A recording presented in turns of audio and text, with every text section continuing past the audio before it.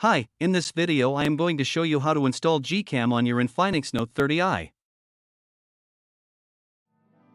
Step 1. Visit our website by clicking on the first link in the description. Step 2. On our website, go to the download section and download GCam APK file. Step 3. Go to video instruction section on our website. There you will find step-by-step guide on how to install that GCam APK. That's it. Don't forget to visit our website for complete instructions and APK file. Lastly, here's some GCam versus stock camera app comparison.